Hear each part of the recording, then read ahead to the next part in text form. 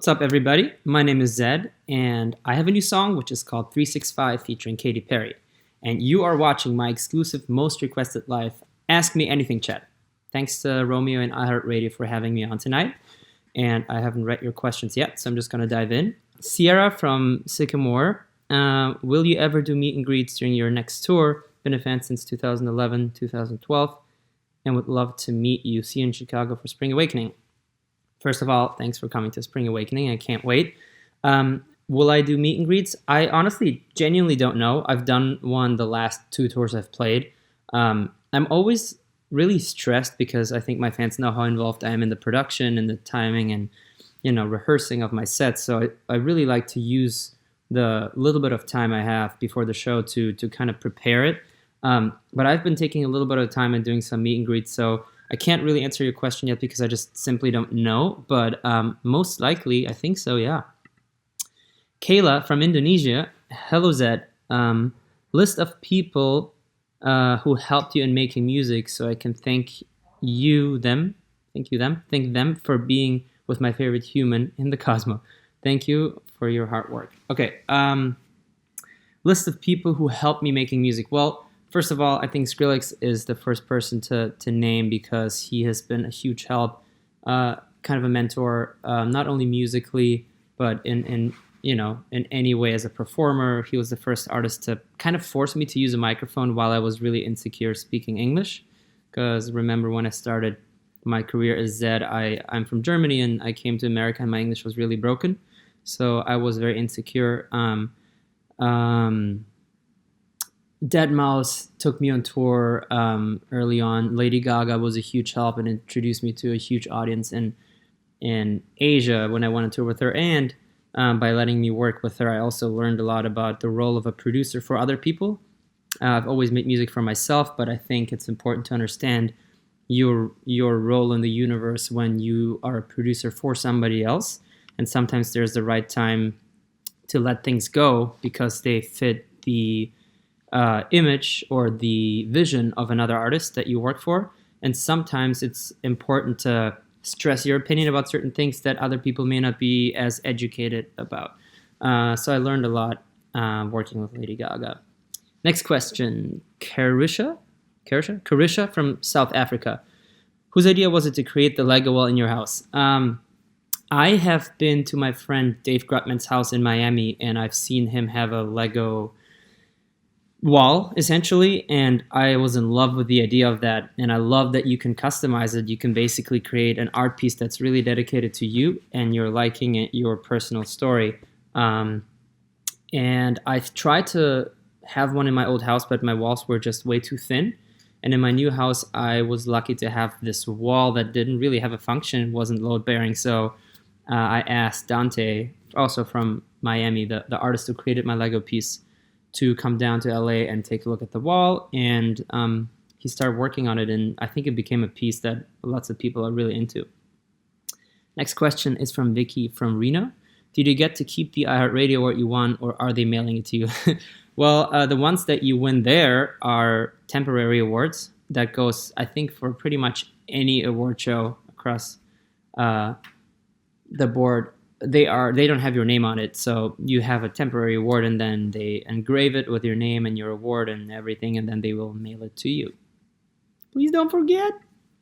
Erica from DC. If you were on Steve Harvey's Family Food, who would be your 4 teammates? I honestly have to admit that I don't know this show. I don't really watch TV in America. I don't know. I don't know how to pick my teammates. I would try. I'm very competitive. So I would pick teammates who are good at whatever quality you need to be good at this show. So yeah, sorry, I can't give you the answer here. Mona from Houston. How crazy will it be at the Houston Rodeo when you're there? Well, I already played the Houston Rodeo.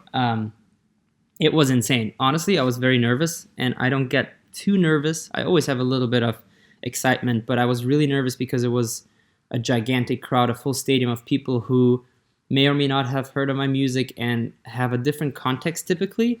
If you don't know what that is, it's basically a huge rodeo show in front of people that come there every day, or some of them come once a week or whatever. And there's mostly country artists, and I was the only electronic music artist or DJ, and I was really nervous because I just didn't know how it would go over. But I think it took me like 5 to 10 minutes to really get the crowd going, and then they couldn't stop. So we were all really, really happy.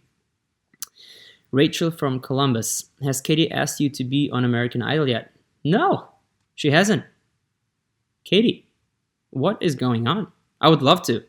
I don't know what I would do there, but I would love to be on it. I generally think I would love to be a judge of some sort on any type of show, because I think I would really enjoy it, and I like guiding people as a producer, and vocal producing is a big part of my job.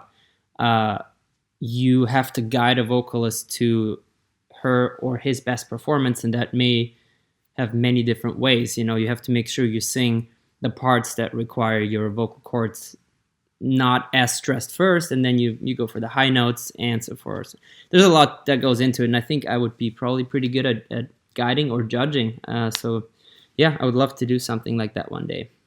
Stephanie from North Hills: I'm so proud of you, being your fan for 6 years and watching you live for 4 years. I've seen the hard work and dedication you put in everything you do. Are we going to experience an album from you this year? First of all, thank you very much for the compliment, and thank you for coming to the shows. I'm also really glad you can see the hard work I put into it. I think probably that I'm not gonna do an album this year. I honestly planned on planning less. That was my main goal. I used to be so far ahead with my planning and planning an album and how it comes out and the meaning of it and everything. And I found myself kind of caught in this cage that I built for myself. And I didn't want to be in a cage as a musician. I just want to do whatever I want to do. And so starting with Stay, my plan was to just plan less, go with the flow. I want to make a slow song like Stay is. I'll just make a slow song. I don't care what people say. I don't care if people know me for 128 BPM bangers. I just want to do what I want to do, and it was amazing and so much fun to create Stay because it was something different. I felt like in the 4 on the Floor world that I've made so many songs in, I felt like I was reaching a limit. I just didn't know what else to do that I hadn't done yet, and that feels really bad as a creative person when you feel like I can't do anything new. And I think I tweeted something about that not long time ago, but I've been making different music than 4 on the Floor lately, and I've gained more interest in making 4 on the Floor again because I'm starting to get new ideas, and that's how an artist should work. It should always come from inspiration and not from, hey, you have fans that like this, so do this. I'm building a studio, that being said, and as soon as the studio's finished, I'm probably going to be really inspired to make an album and maybe even go a little bit more towards where I came from as Zedd in terms of 4 on the Floor. But I don't think I'm going to finish it this year because I take a lot of time. Yes. Anyway, I hope I could answer some of your questions. Thanks for tuning in. One more time, my new song with Katy is out. It's called 365. And I would like to thank iHeartRadio for letting me do this Ask Me Anything. Romeo, thank you so much. And thanks for having me in Most Requested Live tonight. I'm wishing you all a wonderful day.